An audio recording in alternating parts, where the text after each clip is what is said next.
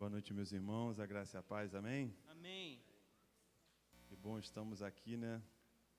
Exatamente para isso que nós cantamos aqui, para dar o louvor que é devido ao nosso Senhor Jesus.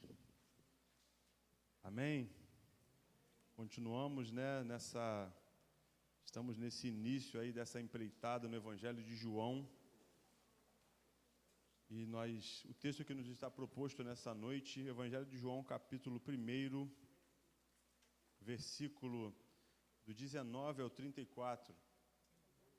Evangelho de João, capítulo 1, versículos do 19 ao 34. Quem achou, diga amém.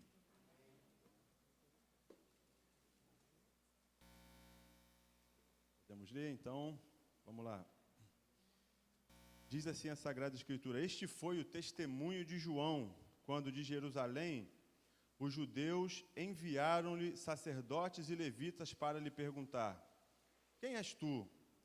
Ele declarou e não negou, mas anunciou: Eu não sou o Cristo. E perguntaram-lhe: Então, quem és tu? És Elias? Ele respondeu: Não sou. Tu és o profeta? Ele respondeu: Não. E perguntaram-lhe de novo: Quem és tu? Precisamos responder aos que nos enviaram: O que dizes a respeito de ti mesmo? Ele respondeu, citando o profeta Isaías: Eu sou a voz do que clama no deserto. Endireitai o caminho do Senhor. Então, os emissários da parte dos fariseus perguntaram-lhe, nesse caso: Por que batizas, se não és o Cristo, nem Elias, nem o profeta? João lhes respondeu: Eu batizo com água. No meio de vós está alguém a quem não conheceis, aquele que vem depois de mim, de quem não sou digno de desamarrar as correias das sandálias. Essas coisas aconteceram em Betânia, do outro lado do Jordão, onde João estava batizando. No dia seguinte, João viu Jesus, que vinha em sua direção, e disse: Este é o Cordeiro de Deus, que tira o pecado do mundo. É sobre este que eu falei. Depois de mim vem um homem que está acima de mim, porque ele já existia antes de mim. Eu não o conhecia, mas para que ele fosse manifestado a Israel, vim batizando com água. E João deu testemunho dizendo: Vi o Espírito descer do céu como pomba e permanecer sobre ele. Eu não o conhecia, mas aquele que me enviou para batizar com água disse-me: Aquele sobre quem vires descer e permanecer o Espírito, este é o que batiza com o Espírito Santo. Eu mesmo vi e já vos dei testemunho de que este é o Filho de Deus. Vamos orar? Pai Santo, nós somos muito gratos ao Senhor pela Tua palavra e pedimos a Ti, ó Deus, que o Senhor nos capacite nessa noite para falar dessa porção que nos foi lida, que nós lemos aqui. Me capacita, Pai, para que eu seja um instrumento para a vida dos meus irmãos e de qualquer ouvinte que esteja em algum outro tempo ou nesse mesmo momento também assistindo, compartilhando essa mensagem conosco. E capacita os irmãos a ouvirem a Tua voz e que o Espírito Santo, Pai, aplicar para nós nessa noite, que nós possamos frutificar nisto e o nome do Senhor seja glorificado no nome do Senhor Jesus. Amém. Meus irmãos, o Evangelho de João, né, no capítulo 3, versículo 16, vai dizer que Deus amou o mundo de tal maneira que deu seu Filho unigênito para que todo aquele que nele crê não pereça, mas tenha vida eterna. E desse versículo se delineou um tema central do Evangelho de João, que é crença em Jesus Cristo como fonte de vida eterna. Então, no capítulo 1, né, que os estudiosos vão chamar de prólogo, uma introdução, nós vemos que Jesus ele é apresentado, no princípio era o Verbo se fez carne, o Verbo estava com Deus e o Verbo era Deus. Então, se é necessário crer em Jesus como fonte de vida eterna, o evangelista João ele inicia essa introdução do seu evangelho. Muito obrigado, irmão. Ele inicia essa introdução apresentando Jesus como o autor da vida. Se é necessário crer em Jesus como fonte de vida, então é necessário que esse Jesus, ao qual nós tenhamos que crer para que seja a fonte de vida, que ele seja a fonte da vida. E Jesus é apresentado como Logos, como Verbo, como a origem da vida, a fonte da vida, a causa primeira da vida. E o interessante dessa introdução que o pastor Marquinhos pregou na semana passada é que, num dado momento, o evangelista ele vai dizer o seguinte no capítulo 6, no versículo 6 do capítulo 1. Houve um homem enviado por Deus, seu nome era João. Nós estamos falando aqui, o evangelho de João, ele dá uma ênfase a um homem. E esse homem era João, não o João evangelista do evangelho, mas João Batista. Esse nome dado ao seu ministério batizador. Então, no meio dessa introdução, no meio desse prólogo, dessa apresentação de Jesus sendo a fonte da vida, o autor da vida, a origem da vida, o evangelista ele apresenta, ele para num momento para falar de um homem, de um ser humano comum, não Jesus 100% homem, 100% Deus. Ele para falar de João. E esse homem que nós lemos aqui, nesses versículos do 19 ao 34, o evangelista ele fala sobre João, porque João ele vai estar inserido, nós primeiros vemos, né, que até foi o tema dado para nós, proposto, né, o evangelho de João, do céu para nós. Então nós vemos que da eternidade, do céu para nós, o Logos, mas num dado momento o Logos chama um homem para participar dessa apresentação dos seus primeiros dias de ministério. Porque no Evangelho de João, nesses primeiros momentos, até ali as bodas de Caná, são os primeiros dias do ministério de Jesus. E vai ser muito comum nós vermos aqui, por exemplo, no versículo 29, nós lemos aqui, no dia seguinte, 35, no dia seguinte, 43, no dia seguinte. Por quê? Eram os primeiros dias do ministério de Jesus. Então, nós vemos aqui João, ele entrando na história, participando aqui dos primeiros dias do ministério de Jesus. E quem é esse homem? Que figura intrigante é essa? Que, de repente, do Logos, o centro de todas as coisas, o Deus encarnado, Deus, para se falar de um homem que eu acho um homem fantástico, embora tão pouco falado, com a grande identificação conosco, com a igreja, com o ministério, enfim. E o texto vai dizer o seguinte, o texto que nós lemos, esse foi o testemunho de João, quando de Jerusalém os judeus enviaram-lhe sacerdotes e levitas para lhe perguntar: quem és tu? João, de repente, ele está, gente, numa audiência. Uma audiência porque, quando falamos aqui de judeus enviados de Jerusalém, representantes do sumo sinédrio, do sinédrio que vieram perguntar por quê. Nós vemos no Evangelho de Mateus que João arrastava multidões, pregava arrependei-vos para chegar o reino de Deus. Falava raça de víboras. O discurso totalmente antipopular de João arrastava multidões, ele batizava pessoas, não somente para fazer prosélitos, né, gente que era judeu, que não era judeu, transformar em judeu, mas ele batizava gente com a questão do arrependimento dos seus pecados. No Evangelho de Mateus, no capítulo 3, vai falar alguma coisa sobre isso. Então, ele, de repente, ele é inquirido porque havia uma expectativa de que pudesse surgir um Messias. E eles vão perguntar logo: quem és tu? E João, ele declara, enfaticamente, declarou e não negou, versículo 20, eu não sou o Cristo, eu não sou o Messias, eu não sou ungido. Aí eles fazem uma segunda pergunta. Quem és tu? És Elias? Porque havia uma promessa em Malaquias, no capítulo 3, versículo 1, que eles acreditavam que seria Elias, né? Vinha com o espírito de Elias e aquela coisa toda. Você não é o Cristo, você é Elias? Ele, não sou. Aí eles continuam o interrogatório. Nós estamos aqui numa audiência, que o Sinédrio, gente, era o STF da teologia. Era a Suprema Corte da Teologia. Então, se tivesse alguma coisa estranha, o STF da teologia, eles tinham que inquirir aquilo ali. Será que isso aqui está no padrão da tradição, no padrão da teologia que nós praticamos? Aí João chega e fala, eles perguntam, tu és o profeta? Porque também havia uma promessa em Deuteronômio 18:15, que um profeta semelhante a Moisés. Ele falou, não, eu não sou. Aí eles fazem a pergunta que eu acho fantástica nesse texto. E perguntaram ali de novo, quem és tu?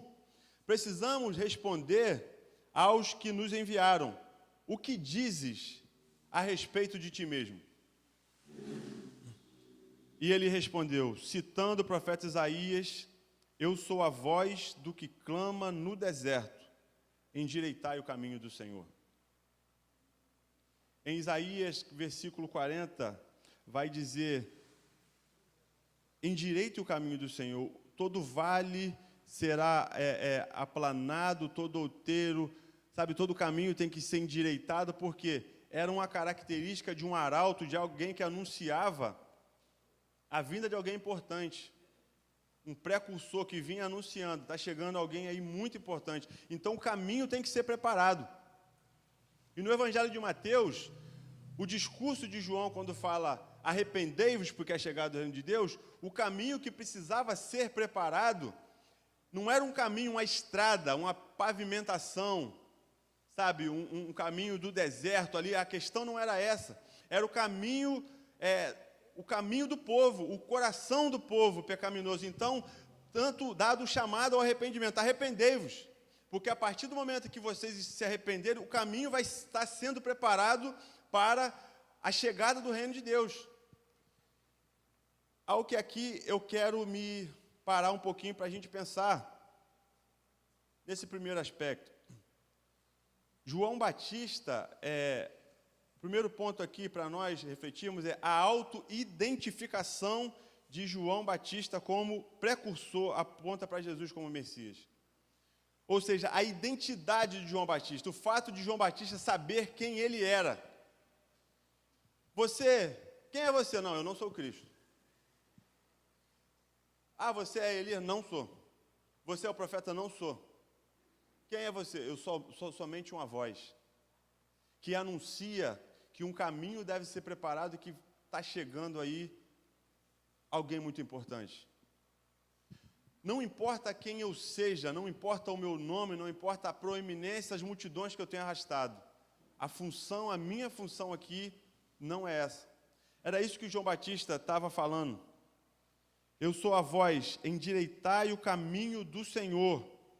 O meu nome não importa, o que importa é o Senhor que está chegando. Então, gente, a primeira aplicação que eu quero fazer aqui é para nós que pregamos.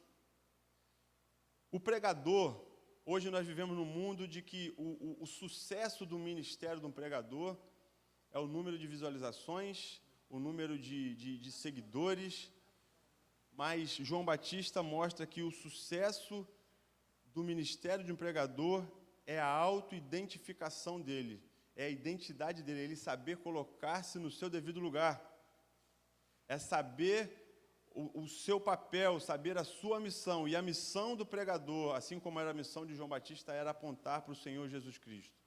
Não importa que eu seja conhecido, não importa as visualizações, não importa os seguidores, importa que o Senhor seja conhecido, que os corações sejam endireitados, que Ele cresça e que nós diminuamos como pregadores. No entanto, também, esse pensamento mostra também que a preocupação, sabe, com o conhecimento, sabe, o que diz respeito, o que dizes a respeito de ti mesmo. O pregador, ele não tem que falar de si mesmo, ele tem que falar de Cristo, porque Cristo é a mensagem.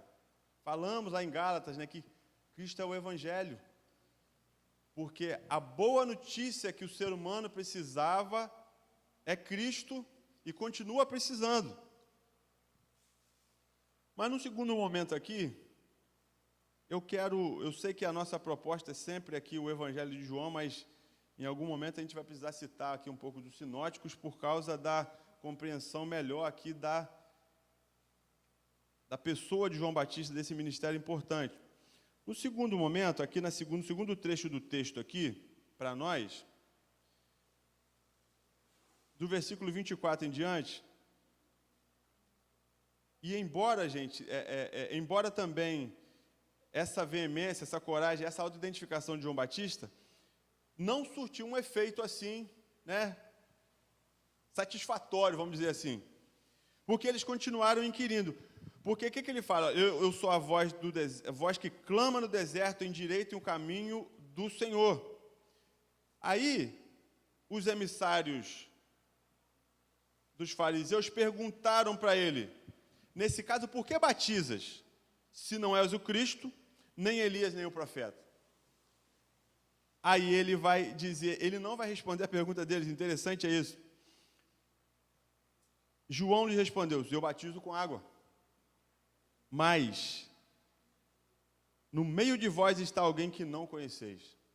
Ao invés deles despertar o desejo para alguém que eles não conheciam, eles continuaram inquirindo João Batista para levarem respostas. A intenção daquele povo era levar respostas. João tentando apresentar a resposta que eles estavam procurando, mas sem saber que estavam procurando a resposta que João tinha para eles. Então, aí ele diz, olha, aquele que vem depois de mim, de quem não sou digno de desamarrar as correias das sandálias. Essas coisas aconteceram em Betânia, do outro lado do Jordão, onde João estava batizando. O segundo aspecto aqui de João Batista é que João Batista, o ministério batizador de João Batista, ele aponta para a vinda de Jesus como Messias. Ou seja, o serviço batizador de João Batista aponta para a vinda de Jesus. Nós lemos aqui do versículo 24 a 28. Ao passo que a humildade, a humilhação que ele se coloca diante de Jesus, ele coloca, eu não sou digno sequer de desamarrar as sandálias daquele que está para vir aí. E esse ato de desamarrar as sandálias era um ato de um escravo de baixo nível. Ou seja, o que ele estava dizendo? O escravo de mais baixo nível é mais digno do que eu quando se coloca diante dele, no sentido de se colocar diante dele. Tamanho a grandeza dele e a minha pequenez. Então, gente, a identidade, o fato dele saber quem ele era, a autoidentificação dele, ele não queria proeminência, reconhecimento. O serviço dele, batizador, aponta para a vinda de Jesus como Messias. Se estavam procurando, esperando o Messias, esse Messias não era ele, mas ele tinha convicção, tinha certeza que ele tinha a missão de apontar para esse Messias. Então, somente isso. E, num terceiro ponto, num terceiro aspecto aqui, o testemunho de João Batista identifica Jesus como sacrifício designado por Deus, como Messias e Filho de Deus. No dia seguinte, João viu Jesus, que vinha em sua direção e disse, este é o Cordeiro de Deus que tira o pecado do mundo. É sobre este que eu falei. Depois de mim vem um homem que está acima de mim, porque já existia antes de mim. Eu não o conhecia, mas para que ele fosse manifestado a Israel, vim batizando com água.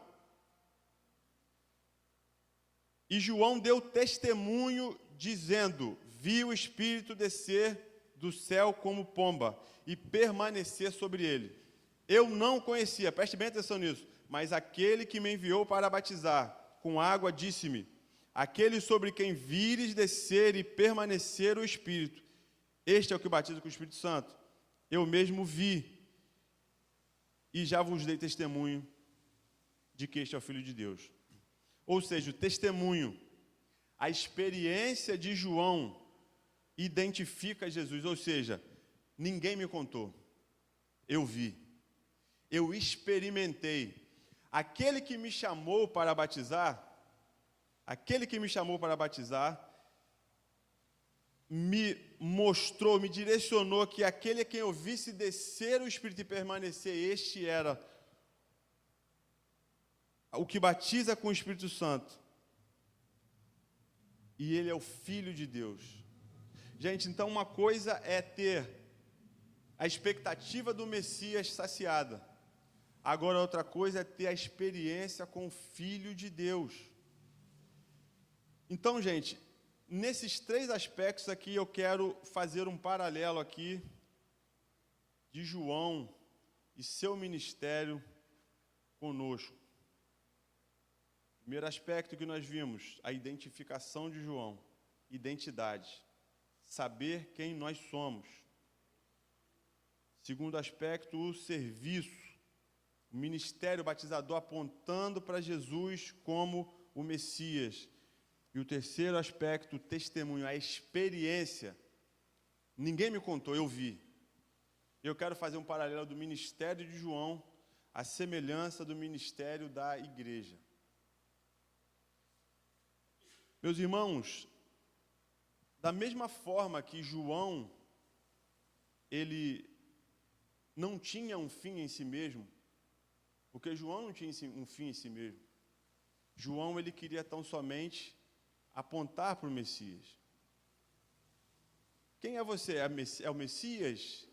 É Elias? É o profeta? Não, eu sou a voz que clama no deserto. Eu sou um desconhecido e devo ser assim um anônimo. Porque um anônimo que anuncia alguém que realmente é importante. Um anônimo que anuncia alguém que vai tirar as pessoas da condição de morte para a condição da vida. Porque a fonte da vida é o Logos. Então, eu vejo, e muitos, pactuo da opinião de muitos estudiosos, a semelhança do ministério de João Batista com o ministério da igreja. E eu quero fazer aqui a leitura de alguns textos aqui. Primeiro texto, Evangelho de João, capítulo 1, versículo 7. Falando de João, ó, ele veio como testemunha, a fim de dar testemunho da luz, para que todos crescem por meio dele. A igreja, ela é a testemunha. Ser-me-ei testemunha, tanto em Jerusalém, Samaria, Judéia, até os confins da terra. Testemunha por quê? Testemunha é alguém que experimenta algo, que vive algo, que tem uma experiência e compartilha dessa experiência para a salvação, para a contribuição, para a edificação, para o fortalecimento das outras pessoas. A semelhança do ministério de João Batista, a igreja tem o ministério de ser testemunha para o mundo. Porque a igreja, gente, a igreja não tem um fim em si mesma. A igreja ela não existe aqui por ela mesma. A igreja ela só é um organismo vivo, que muitos falam que ela é, porque ela está enxertada em Cristo, que é a videira, vós sois a videira, eu sou a videira, vocês são os ramos. E Jesus ele fala que o ramo sem estar na videira, ele não tem sentido, porque sem Jesus nada podemos fazer. Então a igreja ela é testemunha de Cristo, porque aquele que livra da morte eterna é Cristo, não é a igreja. E às vezes a igreja, em algum momento, ela se confunde querendo fazer o papel de Cristo. Não, nós vamos para a igreja, que lá na igreja tem alguma coisa para você. Não, lá na igreja, a igreja é uma testemunha. A igreja ela é o instrumento de apresentar a Cristo. Então nós precisamos entender que a igreja não salva. O fato de trazer uma pessoa para a igreja não salva. O fato de trazer uma pessoa não conduz a Deus. O que conduz a Deus é Cristo. A igreja ela só aponta para isso, ela só faz essa ponte, ela só testemunha da obra que Cristo tem feito no meio dela, para que essa pessoa também possa experimentar essa obra que Cristo fez na igreja, para que a pessoa também seja transformada. O segundo aspecto, entender o seu fim. Se a igreja não entender o seu fim, gente, a igreja vai ser um clube de reuniões. Um clube de reuniões que vai reunir grupos de pessoas e vai começar a definhar. Porque se ela não entender o seu fim, que ela tem que viver para Cristo, apontar para Cristo, pregar a Cristo, buscar a Cristo, todos os recursos de Cristo, porque dele, por ele, para ele são todas as coisas, glória após a ele eternamente, amém. Se não entender isso, a igreja vai ser um organismo que vai viver, vai definhar. Eu estou dizendo isso a igreja como igreja local, até porque a igreja mística, as portas do inferno não prevalecerão sobre ela. Porque às vezes a gente confunde a igreja local com a igreja mística. A igreja mística ela é indestrutível, a igreja local ela pode definhar, por causa da falta de entender a sua finalidade, que está ligada à sua identidade. Quem nós somos? Nós somos a igreja. Eu não sou a igreja. Semana passada, conversava com um amigo, e o amigo, não vou à igreja, porque eu sou a igreja. Eu falei, há um equívoco na sua fala, porque ninguém é igreja sozinho. Você pode ser um membro da igreja. A igreja somos nós. A igreja é um corpo. A igreja não é um membro sozinho.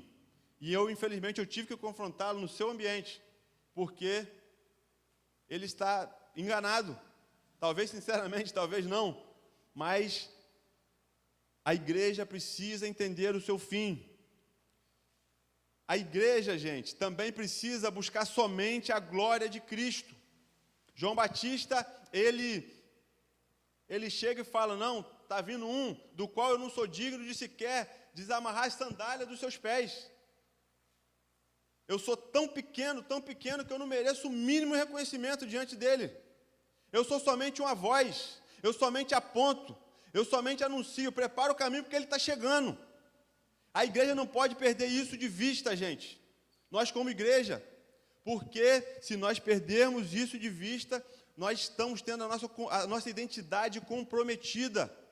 A nossa identidade comprometida, o nosso propósito comprometido, a nossa finalidade comprometida, não vamos cumprir o que Deus quer que nós cumpramos como testemunha. Quarto aspecto, paralelo com a igreja fazendo discípulo para Cristo. Nós vamos ver nos evangelhos sinóticos que no ministério de João Batista, há um momento que as pessoas se perguntam se ele não estava preocupado se as pessoas estavam indo, mas ele tinha feito discípulos não para ele tinha feito discípulos para Cristo. Então, gente, a igreja missionária, a congregacional Ágape é uma bênção, mas nós não podemos falar, nós somos a igreja missionária, a congregação, nós somos a igreja de Cristo. Sobretudo a igreja de Cristo, porque tem gente que está sendo discipulada aqui que daqui a pouco vai embora por motivo de trabalho. E aonde a pessoa for, a pessoa entendendo a sua finalidade, a sua identidade, o seu propósito, enfim, ela vai cumprir o seu papel como membro da igreja, cumprir o seu propósito. A igreja como voz profética para a nação, quinto aspecto. Arrependei-vos porque é chegado o reino de Deus. João, ele pregava. E a igreja não pode pregar, gente, mensagem que afaga o ego dos outros. A igreja tem que pregar que precisamos nos arrepender para ter o perdão dos pecados em Cristo Jesus. É arrependimento. Claro que, vez ou outra, vai ter uma mensagem de consolo, uma mensagem de encorajamento, mas a mensagem central é arrependimento. Prepara o caminho. Porque se João Batista era o precursor da primeira vinda de Cristo, a igreja é a precursora da segunda. Prepara o caminho que Jesus está vindo para buscar a igreja. Se você quer subir com Jesus, endireite o seu caminho, arrependa dos seus pecados. A igreja é como voz profética. E às vezes a gente confunde voz profética achando que é predição. O primeiro aspecto, do principal aspecto do profeta, da voz profética, é chamado ao arrependimento. Tanto que João Batista não fez nenhum milagre, nenhuma predição. Ele só chamou ao arrependimento e era considerado profeta. Não sei nem qual aspecto eu estou, mas acho que é o sexto aspecto. A igreja apresentando vida, Cristo ao mundo morto nos seus delitos e pecados. Gente, só tem vida em Cristo. Só há vida em Cristo, em nenhum outro há vida. Jesus disse, eu sou o caminho, a verdade e a... Eu sou a ressurreição e a... Jesus Cristo é a vida. E vos vivificou, estando mortos em vossos delitos e pecados, pela graça sois salvos. A igreja pregando vida. Porque às vezes a pessoa quer prosperidade, a pessoa quer a bênção, a pessoa quer a cura, a pessoa quer o alívio momentâneo da sua aflição. Mas Jesus é a vida. E a vida numa dimensão que às vezes as pessoas não compreendem, e só compreendem quando experimentam a plenitude, a abundância de vida que há em Cristo Jesus. Então, meus irmãos, nós não podemos perder de vista a semelhança desse ministério lindo, pouco falado de João Batista, com o ministério da igreja. Esse paralelo. Você é igreja para ser testemunha, para entender a sua identidade. Não é só para estar aqui. Não, eu vou à igreja.